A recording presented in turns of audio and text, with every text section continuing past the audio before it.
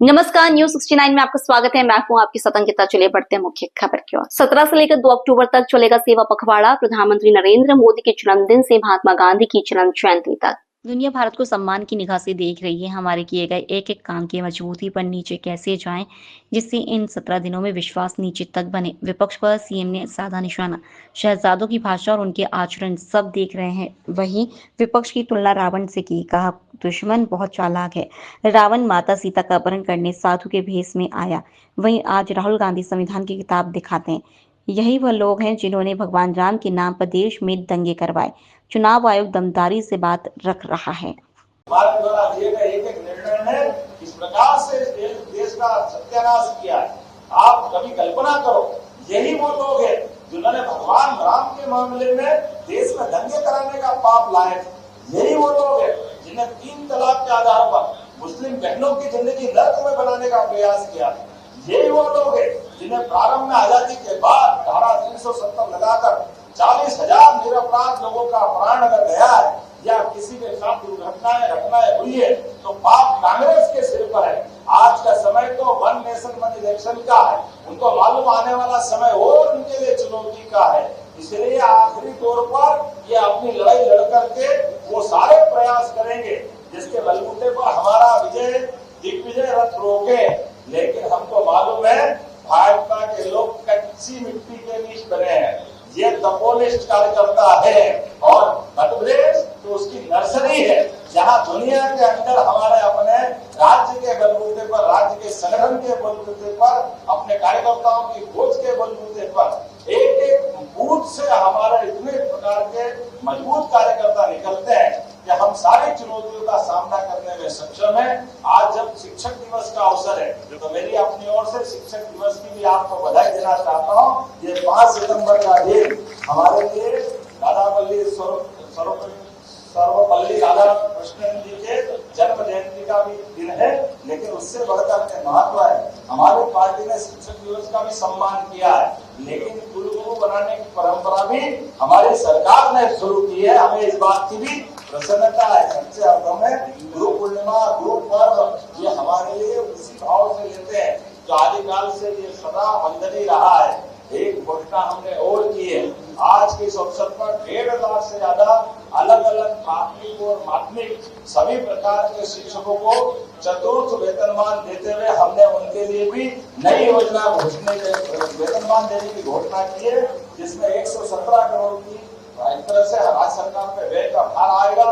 लेकिन मुझे इस बात को बोलते हुए भी अच्छा लगेगा, पहली बार हमारे स्कूल शिक्षा विभाग ने अपने 10th बोर्ड में 12th बोर्ड में पिछले 15 साल का रिकॉर्ड तोड़ा। इतना अच्छा रिजल्ट उन्होंने दिया, जोरदार अभिनंदन करें। जिसके बलबूते पर यूपीएससी से लगाकर के सभी प्रकार की व्यावसायिक परीक्षाओं में सर्वाधिक आंकड़ा हमारे स्कूली शिक्षा से निकलने वाले बच्चों का है। ये हमको ये गौरव दे रहे हैं। जब हम स्कूल शिक्षा में की बात कर रहे हैं तो सारनीपनी विद्यालय के माध्यम से हमको मालूम है केजरीवाल ने बेवकूफ बना करके स्कूल की बात करके कहां से कहां चले गए, लेकिन आकर के दुनिया के लोग देखे कि सारनीपनी विद्यालय किस प्रकार से बने, वाकई वो मॉडल रूप बना है। एक बार जोरदार अभिनंदन करें आपने जो आसपास बनने वाले ये नए शिक्षा के मंदिरों के बलबूते पर। और इसी प्रकार से समान रूप से रोजगार परक व्यवस्थाओं को लेकर भी हमारी सरकार लगातार काम कर रही है। और रोजगार परक व्यवस्थाओं के आधार पर अब अपने आज अंदाज लगा लो क्या क्या होता है। पूरे देश में एकमात्र राज्य मध्य प्रदेश है जहाँ पर मेडिकल कॉलेज की सीटों की संख्या भी एक तरह से पूरे देश में सबसे तेज गति से बढ़ रही है। और गति कैसी बढ़ रही है, अभी हमारा जब पहले से दूसरे नीट का चरण चालू हुआ तो ऐसे में 250 सीट और बाकी 100 सीट हमारे 2 नए मेडिकल कॉलेज, एक सिंगरौली और एक शिवपुर, दोनों मिलाकर के 475 यूजी के नए बच्चों के लिए सरकारी सीट की उपलब्धता हुई है। जोरदार अभिनंदन करें सभी प्रकार के सभी वर्गों को लेकर चलने की जो हमारी भावना है। आज के इस अवसर पर ये सारे अभियान के लिए माननीय प्रभारी जी हमारे बीच हमारे लिए महाप्रसाद के लिए उपस्थित है और माननीय जामवाल जी भी है, माननीय हिरानंद जी और पूरा मंच है।